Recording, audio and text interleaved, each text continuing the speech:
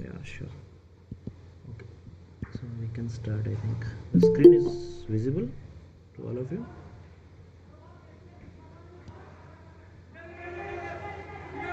Yes, sir. Okay, sure. So, welcome to the course of Comprehensive Molecular Diagnostics and Advanced Gene Expression Analysis. So, I am your course TA. So, I am currently doing my PhD at IIT Madras, and I am working on developing some molecular diagnostic platform for my PhD work, which essentially is based on some optical biosensor. So I somehow relate to this topic, and that's how I applied for this course for being a TA. So hopefully I will also on the way learn with you guys about this course. So in this course of this week, basically what we are seeing is basically on foundation of molecular biology and DNA replication, repair mechanism, transcription, basically RNA synthesis, and then translation and some nucleic acid isolation and detection methods. Yeah. So, are you all from like biological sciences, biotechnology background, or anyone from any other background also?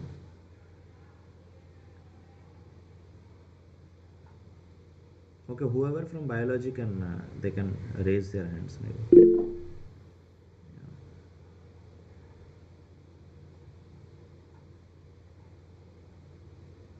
Okay, so mostly all are from. So yeah, I think majority of. So you must have studied about molecular biology. Yeah? I presume that's a basic course, whatever is given. So the foundational molecular biology was something, and then DNA replication and repair mechanism is also kind of covered.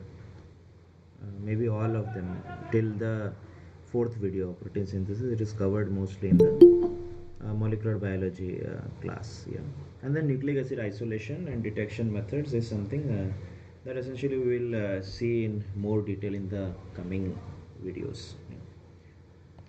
So, before going, I wanted to structure this session in a way that we can have some kind of summarization, yeah, and then we can go and solve some questions, and then yeah, and so basically we can keep the last half an hour for your questions. So it's like kind of a two-way process here. Some summarizing the week's videos, and then questions, and then you can ask your own questions, and we can discuss among ourselves. So coming to DNA structure and application, so I have made it very simple. The slides itself is very informative, so just kept it very simple. So DNA is a double-stranded helix with a sugar phosphate backbone and nitrogenous base, so ATGC. Yeah. So and then replication is semi-conservative, requiring DNA polymerase, helicase, primase, and ligase. Can anyone tell why it is semi-conservative? What does semi-conservative means? So the daughter strands get one strand from the parent DNA. Okay, yeah, correct. So yeah, and if it would have been conservative, how it should have been?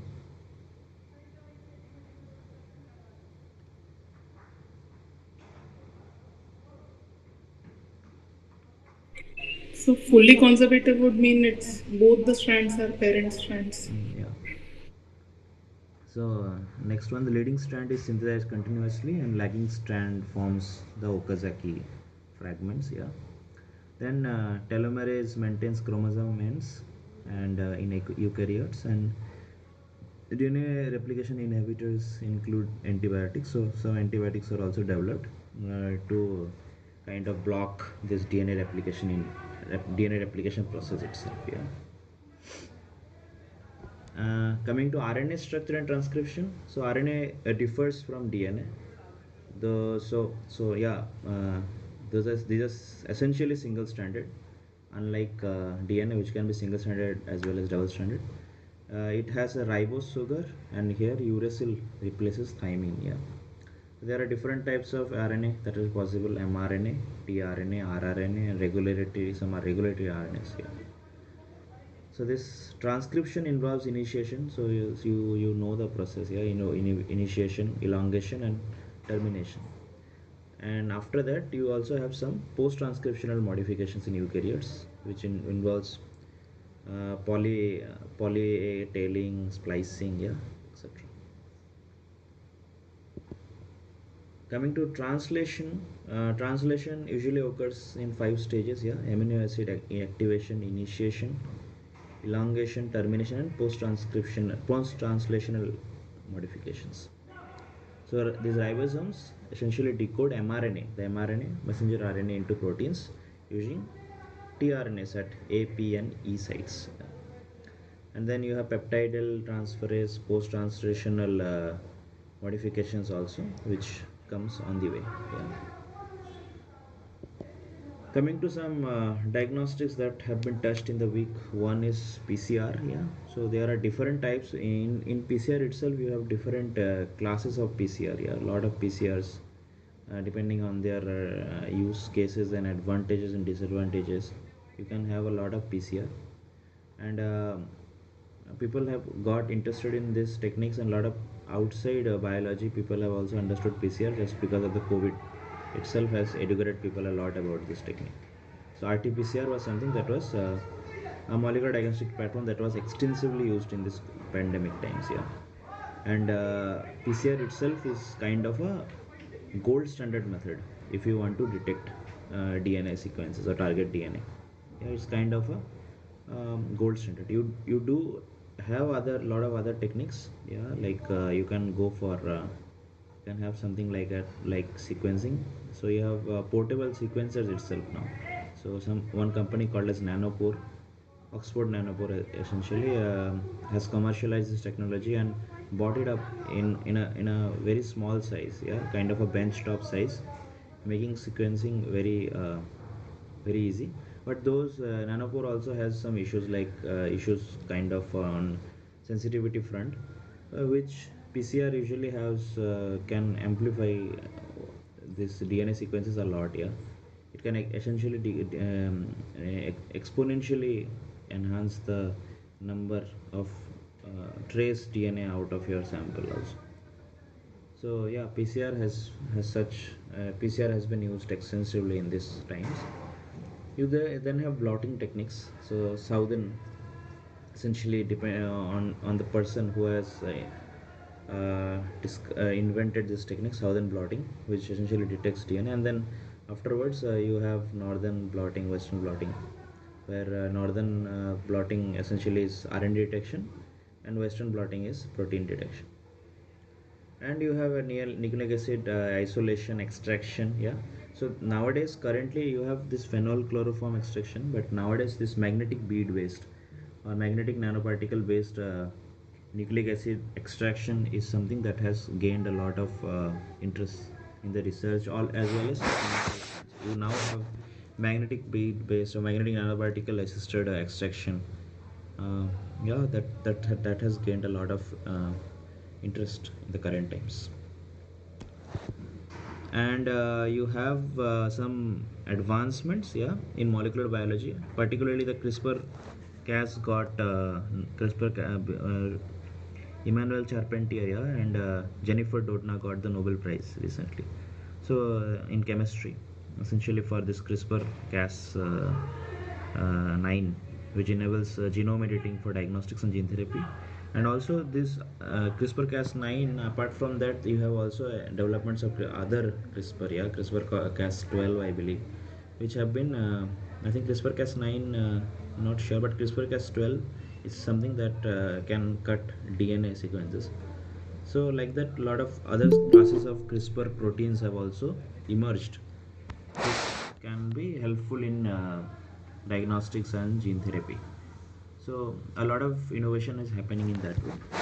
Then you have the Human Genome Project, which has mapped all human genes, aiding disease and diagnosis in personalized medicine. So now you kind of have everything in a database, which has made it easy to develop the molecular diagnostic based methods.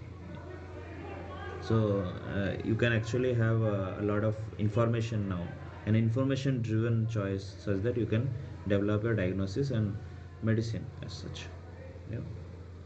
So I think that was okay. You have some repair mechanisms also. So DNA repair mechanism, base excision repair, then you have nucleotide excision repair, mismatch repair, and direct repair systems.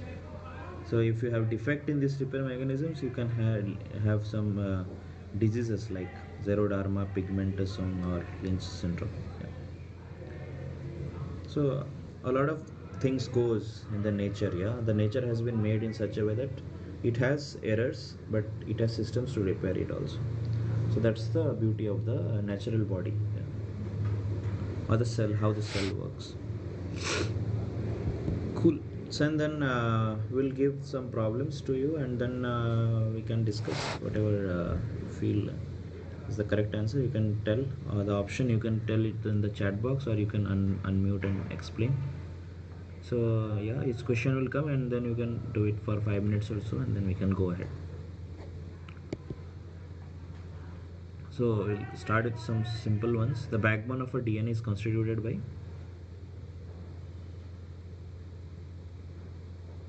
Nitrogen base and phosphate. okay. Any C, other sugar answers? and phosphate. Okay. C, sugar and phosphate.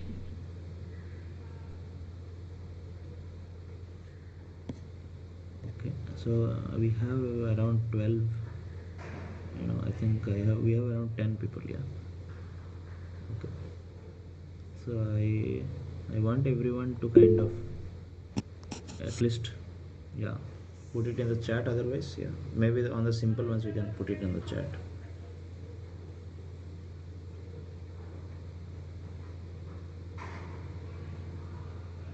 Cool. Yeah. Yeah. So the answer is sugar and phosphate. The backbone of DNA is constituted by sugar and phosphate, specifically deoxyribose sugar and phosphate groups, which link together to form a structural. Nucleotides, yeah. Hmm? No, no, no, it's okay. Yeah. I was talking about the backbone. Yeah. Yeah. Which link together to form a structural framework for the DNA molecule. Yeah, the nitrogenous bases are essentially inside this on the sugar, deoxyribose sugar. Yeah. So yeah. So yeah, Emmanuel Charpentier and Jennifer Doudna are famous for.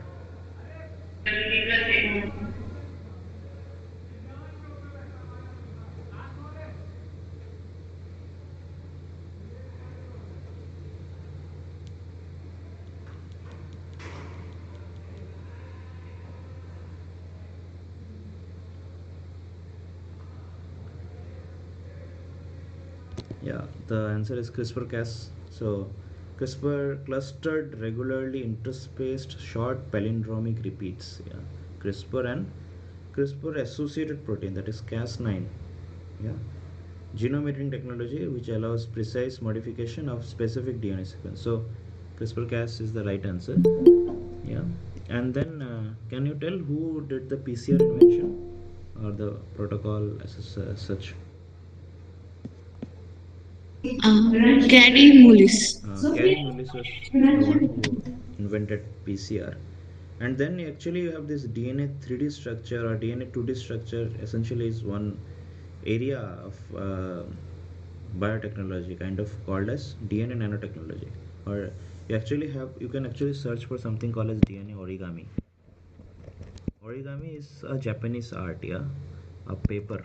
So you can actually create very good art out of DNA, and people have been able to do this, and they had actually design very functional designs. Basically, functional device, that means designs which has function or biological functions which may be related to diagnosis or also therapy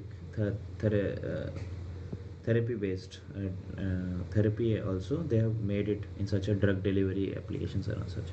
So DNA origami or DNA nanotechnology is that area, yeah, where you have this kind of 3D structure being used, of DNA 3D structure being used. So how intricately you can design a DNA such that it forms maybe a cuboid box, a circle, a sphere as such, and essentially you can load your drug molecules on it, and if it and you can deliver it. DNA being a biological polymer, yeah, if you see it in such a way, you can actually deliver it inside your body without worrying about any immune effects. Otherwise, if you have any other polymer, it can trigger immune response. But DNA being a biological polymer, it will be very stable. The body will not react in a very harsh manner to it, and then you can load it with your drug, and then you can use it, target it actually for some therapy applications or theranostic application. Theranostic essentially means therapy plus diagnostic applications. So that's the some kind of innovations that are currently going on. But DNA is not really tolerated, not even in the cytoplasm, Is yeah, yeah, in because there are distinct pathways that sense the free DNA in the cytoplasm of the cell and inside type 1 interferon reactions. yeah, they do have some such some yeah, so do have some viral against some viral activities they do have, but yeah, but this DNA origami you can check. I yeah, this is currently now in research phase as such. They have not delivered it as such in any body or such, or whatever the effects, but yeah, they are making it in a way, so it is not in commercial anyway. Commercial phase, it is now, or only in research labs, not in any hospitals. It's not being used in any hospitals. So yeah, yeah, it will, when it goes to the medical level, like it is applied, it has its time now. It has to jump a lot of challenges. As you told, interferon based things are there which essentially stops any uh, viral viral invasions, yeah, in our body. So yeah, those things are there. So yeah, I'm not kind of don't know much of, like, any technically how they are making it work, but yeah, that's what you can anyway read about it if it's something that's interesting. So sigma subunit in RNA polymerase acts by,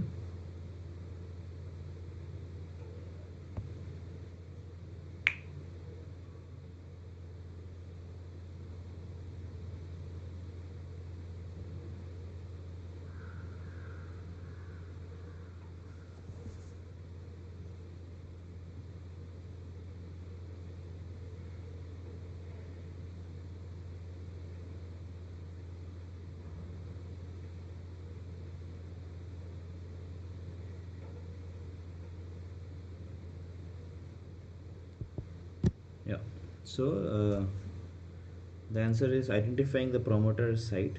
The sigma subunit in RNA polymerase primarily acts by identifying the promoter site, recognizing specific DNA sequences to guide the RNA polymerase to the correct transcription point, start point. Yeah.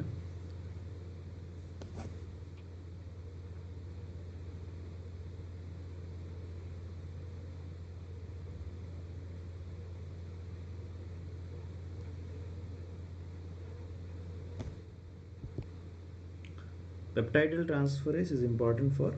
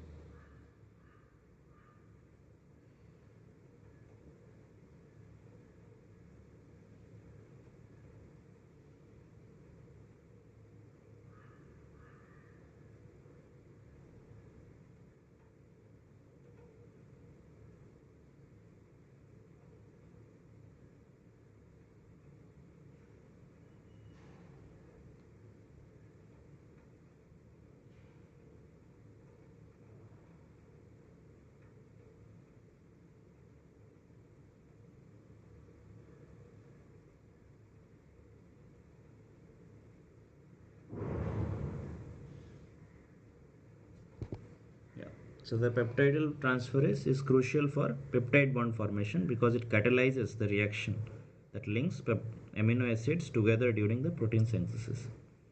So it forms the, and then it essentially forms the backbone of the growing polypeptide. Yeah.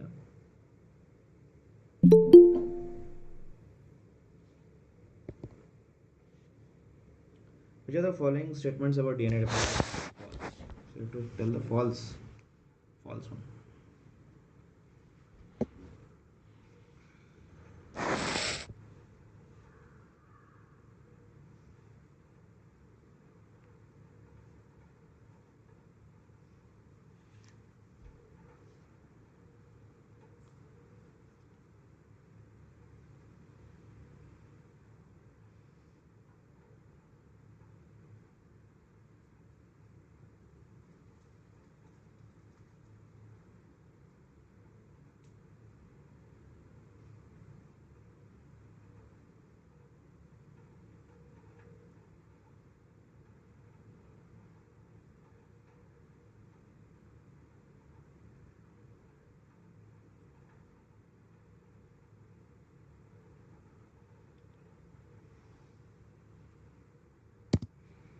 Yeah.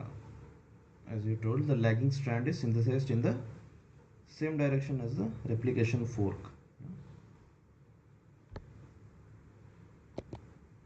Excuse me, I have a doubt in the previous Yeah, question. sure. So the lagging strand the folds over and is still synthesized in the direction of movement of the DNA polymerase, right? Because the DNA polymerase works on both the strands simultaneously. No, I like what I'm. Yeah, like I'm not like yeah understood what, but it's same direction as the replication fork movement. Yeah. So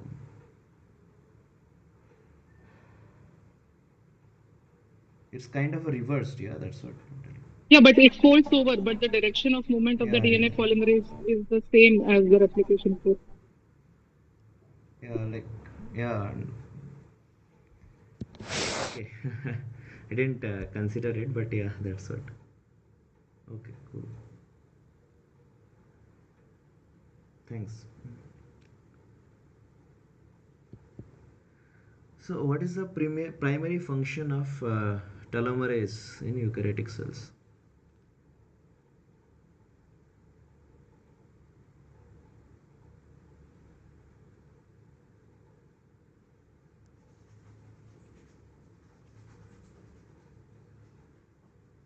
Yeah. So, telomerase is responsible for adding repetitive DNA sequences to the ends of chromosomes to prevent their shortening. Yeah, during successive rounds of replication. Can anyone tell why it shortens in every cycle of replication? Because the primer is removed and the DNA cannot, I mean, it cannot synthesize the strand further because the primer is removed in the 5' to 3' direction. Okay. So, Anyone would and like? so end replication problem where three hydroxyl end is not available when the last primer is removed, the last RNA primer. The three hydroxyl end is not available. So the new nucleotides cannot come and join. Yeah. Any other?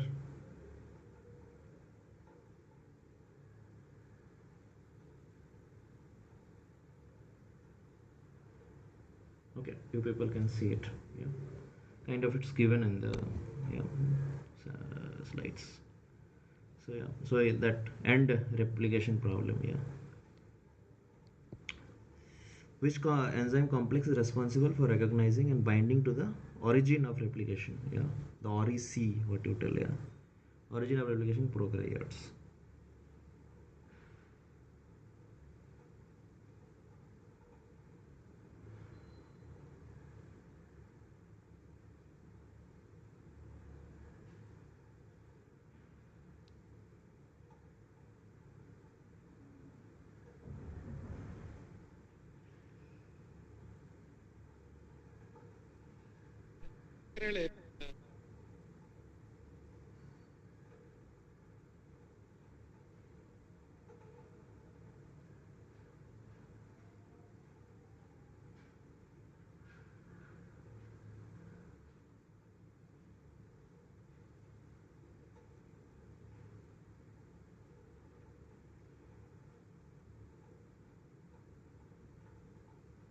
Is it A? Everyone telling? Is it A?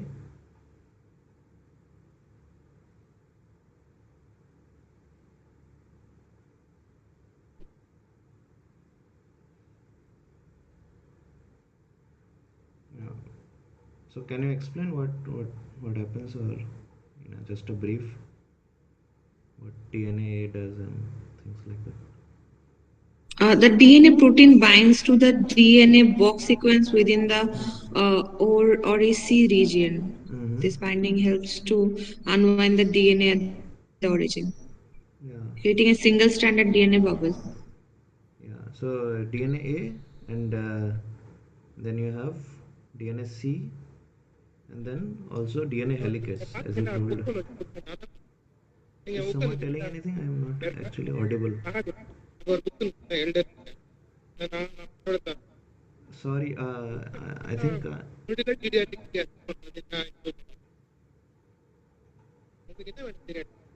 Are you trying to tell anything? I am not. It's not audible for us actually. Okay.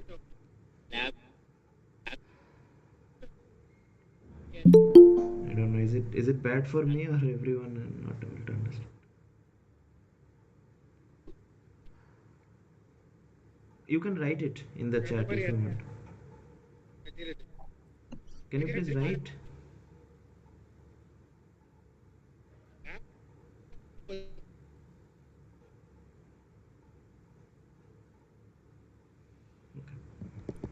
So yeah, the DNA protein recognizes and binds to specific sequence. So that box, yeah, I think it is called as a Tata box, yeah, or something like that. So the DNA protein recognizes and binds to specific sequences at the origin of replication, the ORIC, in prokaryotes, and initiating the process of DNA replication.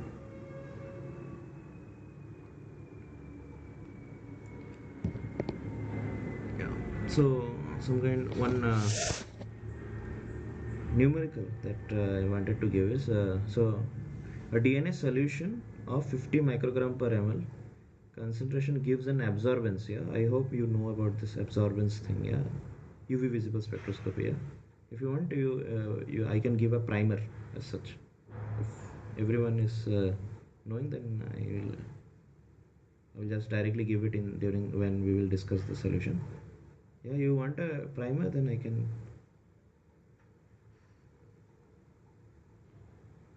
Okay, so I believe everyone knows it kind of. Okay. Or otherwise, if you want, you can write it in the chat.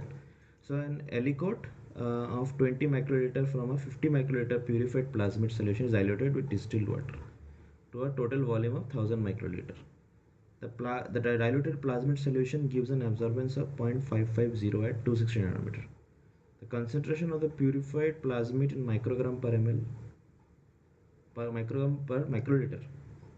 You have to tell me.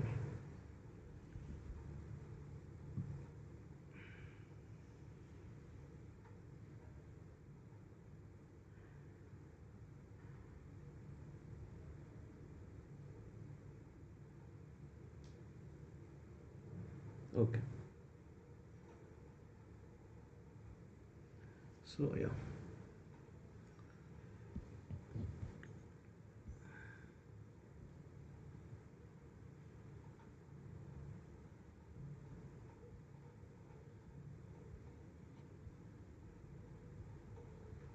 So in UV visible spectroscopy, what you if you have done, what we take is a cuvette. Yeah.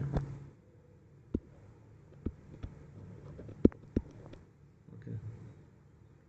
Yeah. Usually you can take two. Some instruments will also have two cuvettes, but considering you have one cuvette, so what you will do is you will take a liquid, okay, and then you will incident it with a light. So that light can have an intensity of I naught, okay, and then it can have, or it can have I. Okay, so after going through this liquid, the light passing through the liquid, you see some loss. Okay, so I initial will always be bigger than IF. Okay, so what you can do is you can actually have a relation here. So you can actually have IF equal to I initial e to the power, yeah, minus alpha x. So x is basically the length of the qubit. Okay, you can have the this equal to, okay, we can also go to the derivation, but I'm not going it in such a way. But if you want, you can, I can also uh, do it in the next. So what we have to do is, if you take a log of it, yeah, if you take a log out of it, what you get is so I am not going how. So if you take log on both sides, yeah, log IF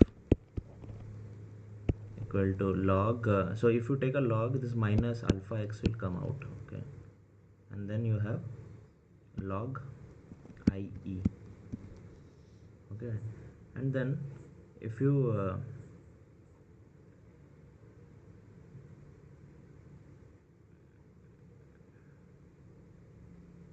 okay, or otherwise you can also take the inverse of it. So log IF and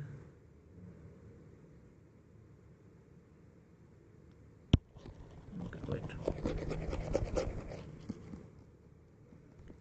what we have is, if you have log of I initial by IF, okay, we can actually give this term as absorbance, yeah, and you can actually expand this alpha x to omega CL, uh, epsilon, sorry, epsilon is the extinction coefficient, okay.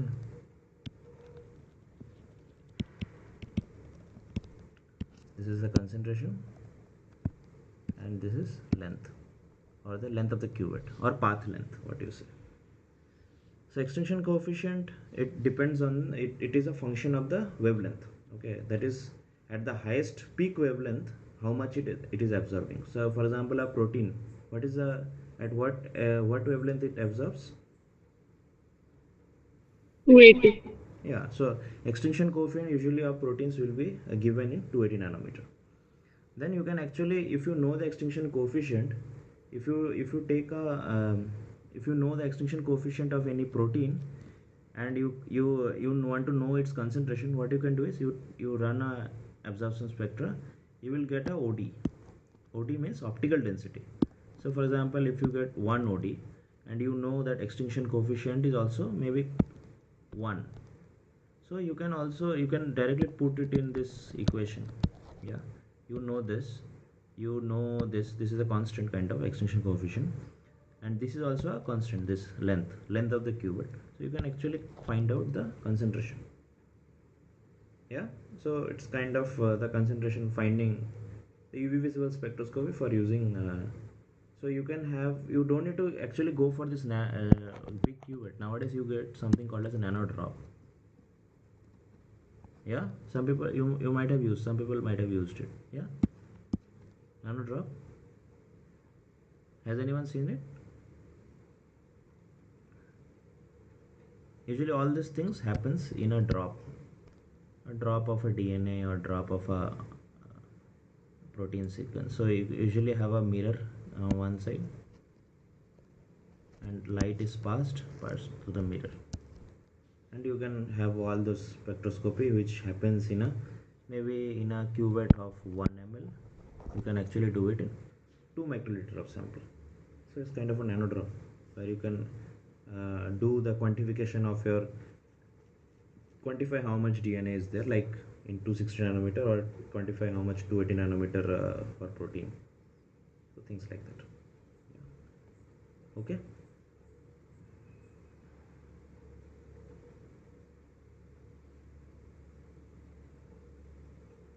So this law is also known as Beer-Lambert's law.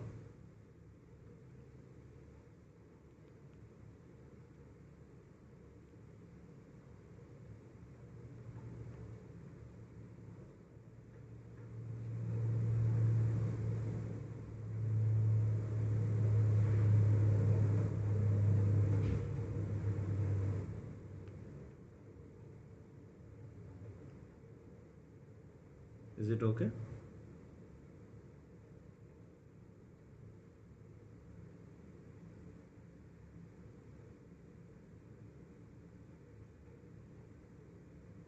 Okay. So if you want to know more, then we can discuss also. Maybe after the class also is okay. Yeah.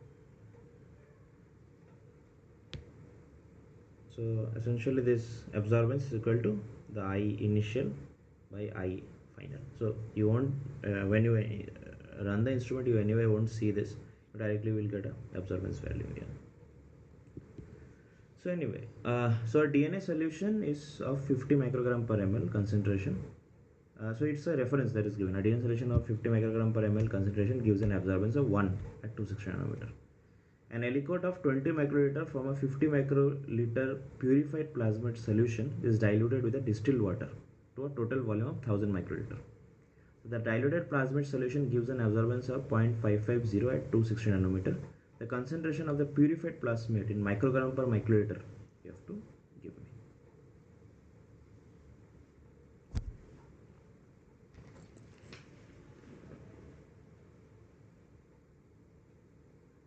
Yeah, answer you have to tell.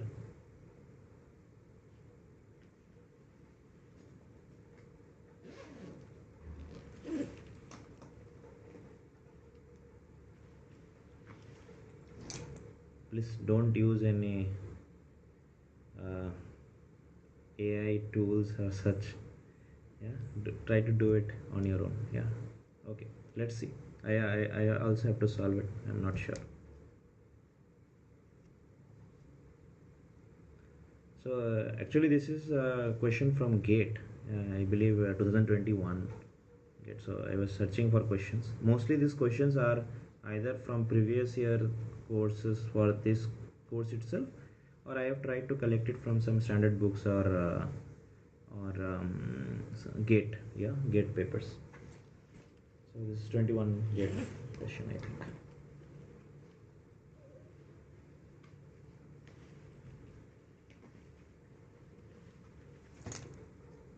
Okay, I'll give some time. Let everyone kind of solve it, kind of get a sense of it. Then we can actually maybe 2-3 minutes. I think is good enough time.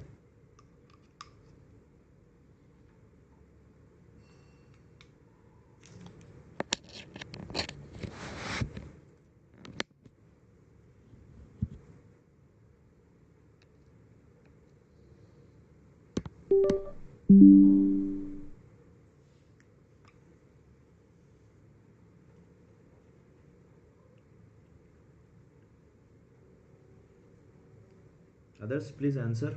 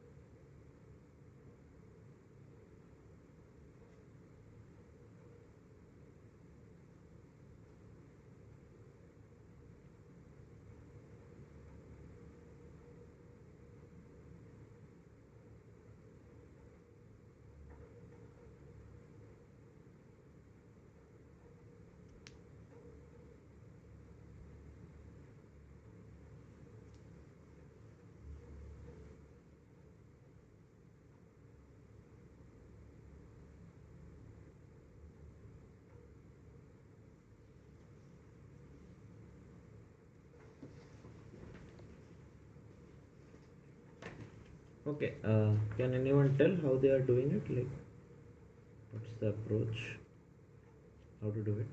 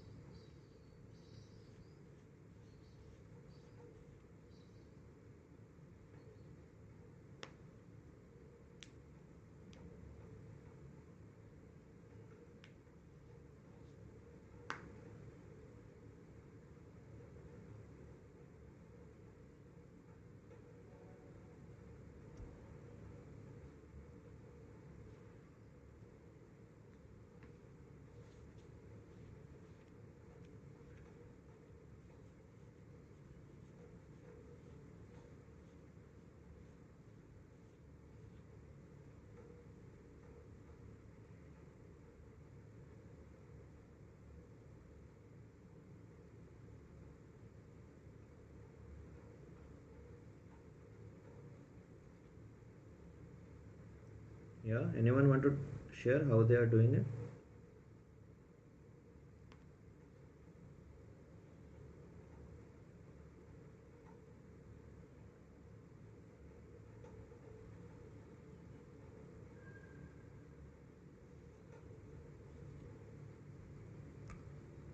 Okay, maybe we will write down what all things we know. Such. So the first line, yeah, the 50 microgram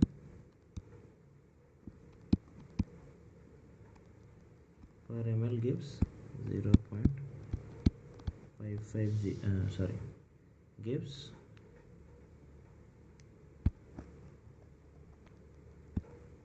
1 OD. Yeah, that's all. That's one thing. And then we have made a aliquot of 20 microliter from 50 microliter and made it to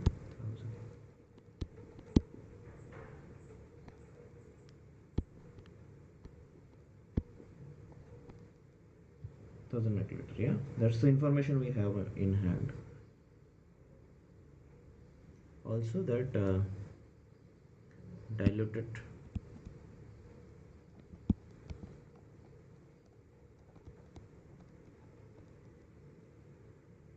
has OD of 0.550.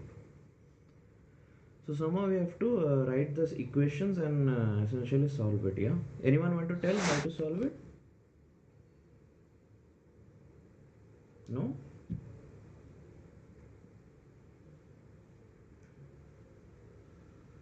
Okay, please go ahead. Any one of you, please go ahead.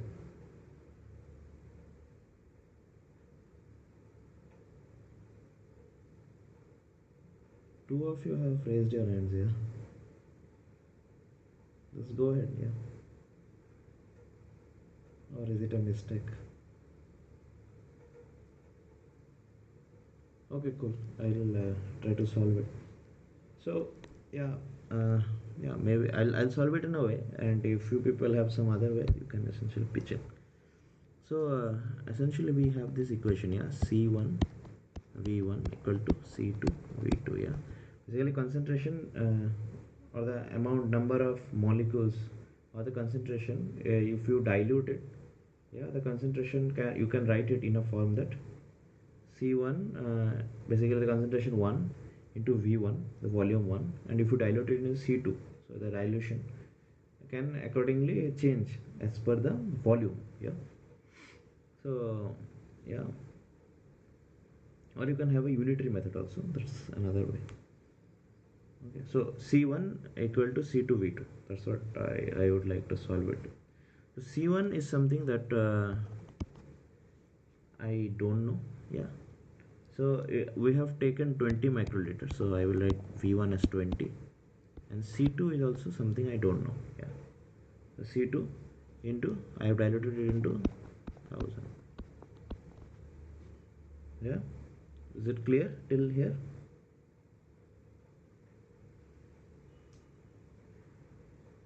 Okay, this is equation 1. What is C1? So C1 I am taking concentration at first initial state here. So here the aliquot concentration I am taking at C1. But After we this, know the concentration, hmm, 50 micrograms per ml. huh? We know the concentration of that solution. How you know? 50 micrograms per ml concentration fraction of the amount of 1 atom is given. No, this is given. Yeah, DNA solution. This is a reference line. A DNA solution of 50. If it is, Okay. yeah, if it is 50 microgram per ml solution, you can get a absorbance of 1 OD. That is given as a reference line. But you have a aliquot that you are unknown, that you're not knowing the concentration. Yeah. Okay. Okay. So this is the first part, and then you have another information that if you have one OD, if it shows one OD, then it is 50 microgram, as you told, it is 50 microgram per ml. Yeah, so you have to also think, if it is 0.550 OD, how much it will be? 27.5. Yeah, so how you got 50 into, Cross multiplication. yeah, 0.550. So what you get is 27.5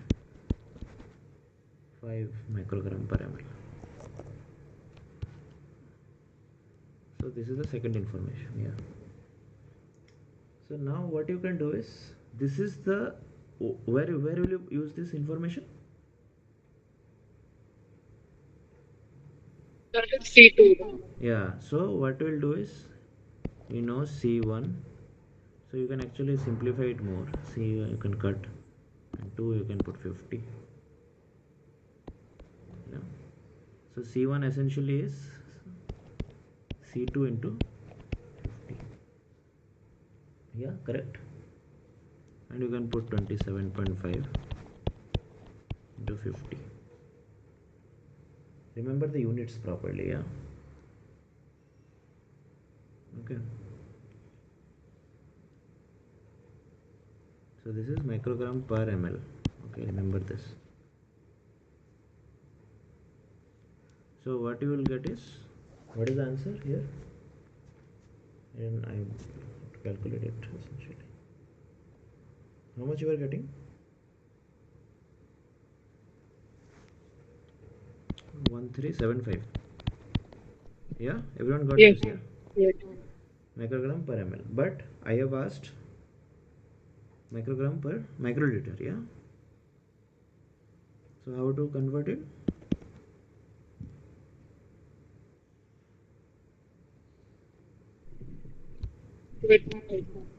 Yeah, to divide it by 1000.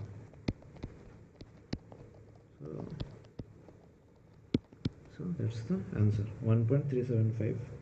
Yeah, some of you have got the answer. Yeah.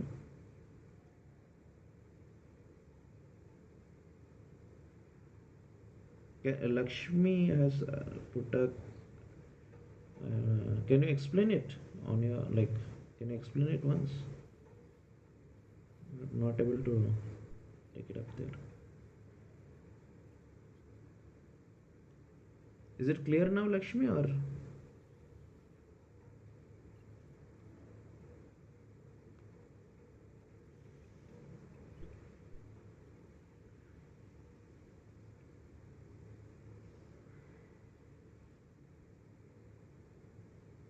Okay, if anything is there, you can maybe speak up. Yeah, or else you can raise your hands. Whatsoever we can discuss it as such. Okay, should we go to the next one? Is it clear for everyone?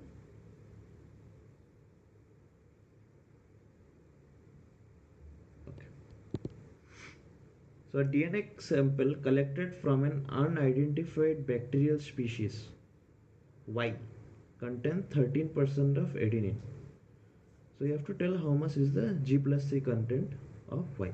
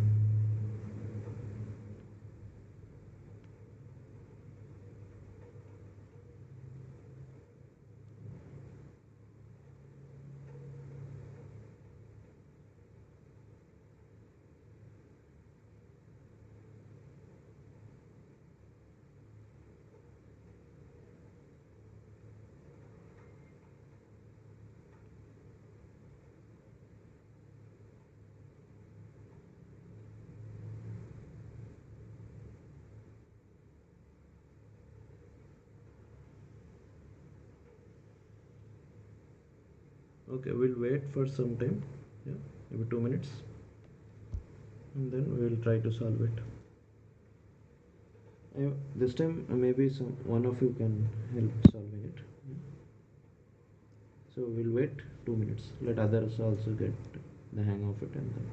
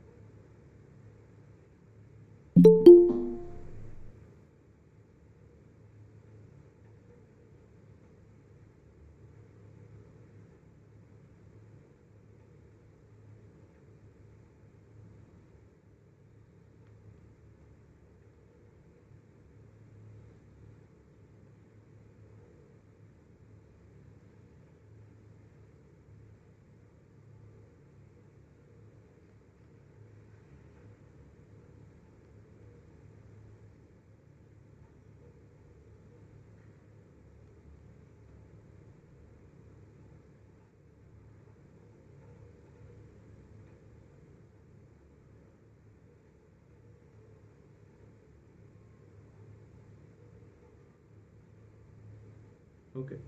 Can anyone tell how you are solving it? Can I? Yeah, sure. Go ahead.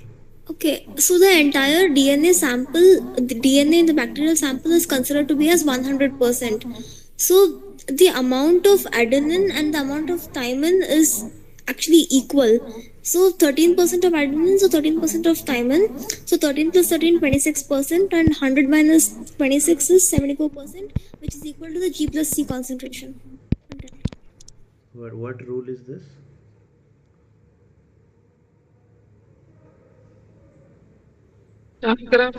Sharp. Yeah, it's Chargaff's rule. Cherkov's rule.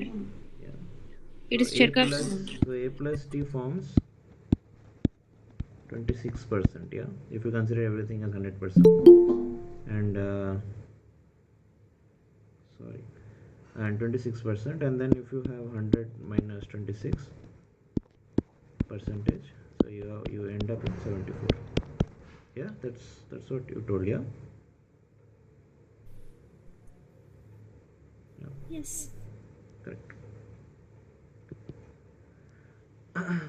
So if 1,000 base pair of a double helical DNA weighs like 1 to 10 to the power minus 18 gram, and the distance between two base pair is 0.34 nanometer. So this is you, it's known to you.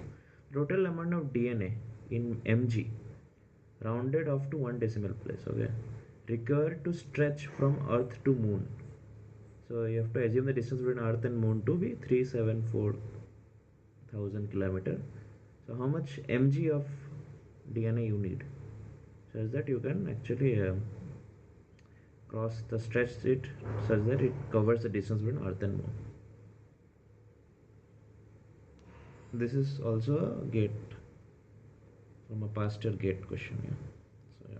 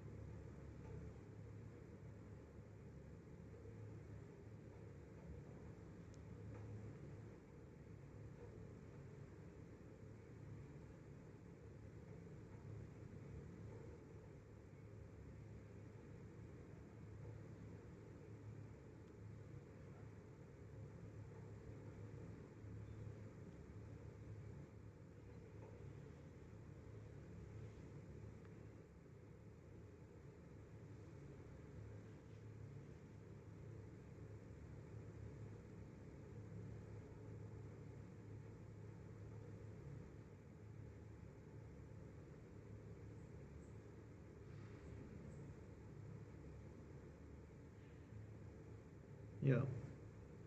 Can you explain how you did it?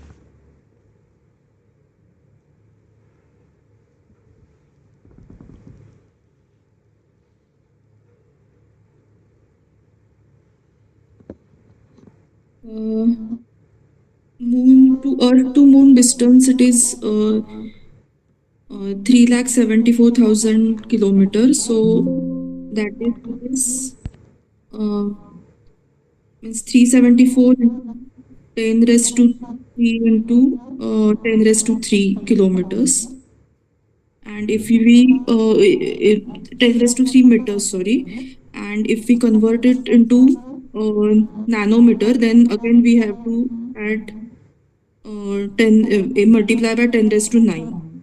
Mm-hmm. So this is divided by distance between two base pairs, that is 0.34. This whole is divided by 1000 base pair, because 1000 base pair weighs, but the weight of 1000 base pair is given, and this is whole into 10 raised to minus 18. So that this calculation comes 1 point, means it comes actually 100 and 100 1100 into 10 raised to minus 3 gram. So in milligram it is 1.1 milligram. Okay. Cool. Let's see. Anyone has same answer or anyone has any different answer? Everyone is getting 1.1, yeah? Because I have to solve. I don't know the answer actually.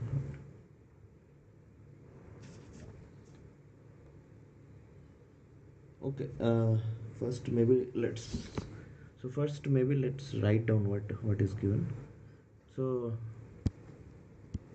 distance Moon Earth 374,000 kilometer, yeah, which you can write it as maybe convert it into meter, maybe, yeah, let's convert it to meter. 3.74 into 10 to the power 8 meter. Okay, and then you have distance base pair, which is given at 0.34 nanometer. So basically you can write it as 0.34 into 10 to the power minus 9 meter, yeah. So, and also given mass of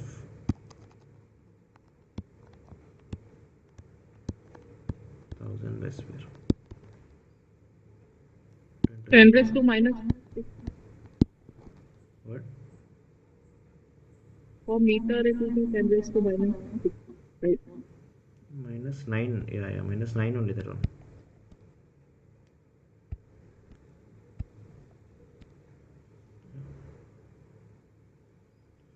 So first is we can calculate the number of base pairs that is needed, yeah. The number of base pairs is needed is distance ME divided by distance BP, yeah.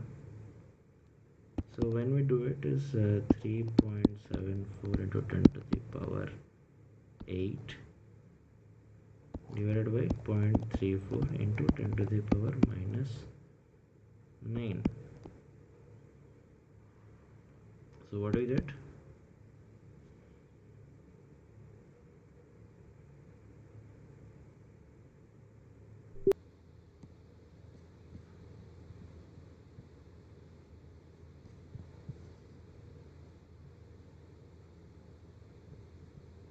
Yeah, things are visible now, yeah.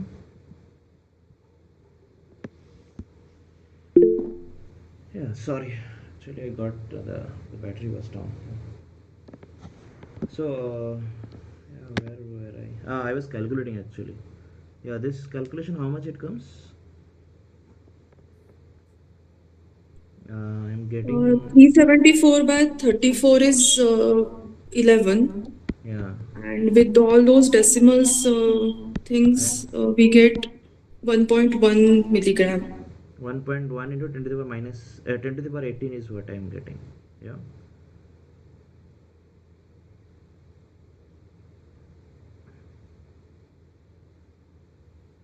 Okay, so now it is, so what we are getting is 1000 base pair weighs 10 into my 10 in 10 to the power minus 18 gram. Yeah, so one base pair 10 minus 18 by 1000, and 1.1 into 10 to the power 18 will have 1.1 into 10 to the power 18 into 10 to the power minus 18 by 1000. Yeah, correct. Correct. Yeah, Yeah.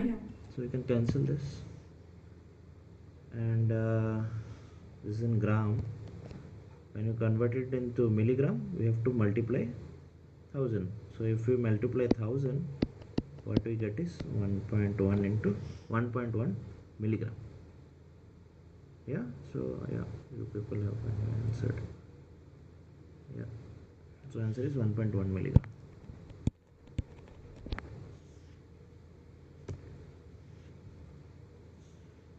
Is it okay for everyone, or should I explain it?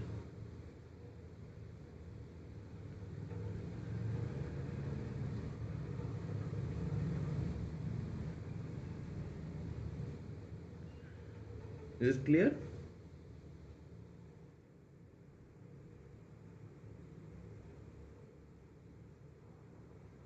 Okay, cool.